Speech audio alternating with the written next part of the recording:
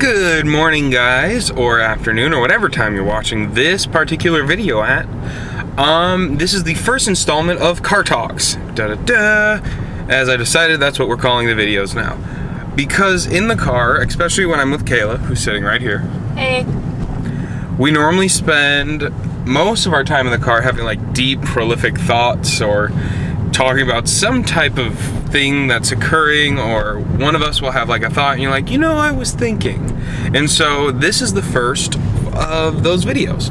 And what I'm going to talk about today is I was in the shower this morning and washing my hair, and I asked Kayla, I was like, hey, did you ever go to the Tiki Room at Walt Disney? And that spurred off into a whole tangent, which was there's people that work for Walt Disney World that have worked for that company longer than Walt Disney worked for that company. So to put that into perspective, there's a guy who probably, he came out at 18. No, he didn't come out, but at 18 he went and worked for Walt Disney. He's probably like 60, 70 years old now, still working for the company, when the actual person who started the company didn't start until I think his late 30s, 40s. So couldn't that person who spent his whole life working for Walt Disney created a Walt Disney? Or isn't there something more that like people can do that every day, like there's something all of us want to do? Like, I don't know, a dream. And I was reading this book called The Alchemist by Paulo Coelho, and I know I butchered his last name because he's from Brazil and I suck at it.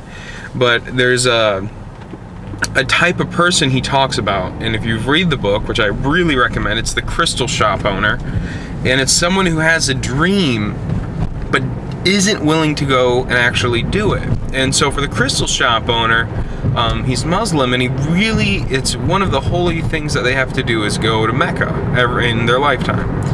And so he saved up his whole life, but he's never gone, and he fears that if he does this one thing that he's built his whole life thinking like, I'm gonna do this, that after he does it, he doesn't have any more purpose. And I think that's absolutely ridiculous, because there's always something more to do. This world's huge. There's so much to do. You can't tell me you've done something in your life that's so defining that you'll never recover from it, because you can still go out and help someone, and that is worth it.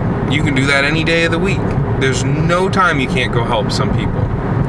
So yes, you might have made it to Mecca, or your dream might be to one day I'm going to be a business owner, or one day I'm going to do this, but you're not actually working towards that dream. You just say it because it's nice to have a dream. It's nice to have things you're working up to. If it's going to write a book, or if one day you're going to move, I'm going to retire, I'm living, Costa Rica. Well, start learning the language now. See what kind of opportunities are down there. What can you do now to make that dream a reality? And don't limit yourself like the crystal shop owner and work for a company longer than the guy who started the company did. Because if you're still getting, paid, or not, it's not even about pay, but if you're in a position where you're not happy, but you're working for someone else and they're happy, you need to rethink your life. Because that's what success is, at least to me, is making sure that you do what you love.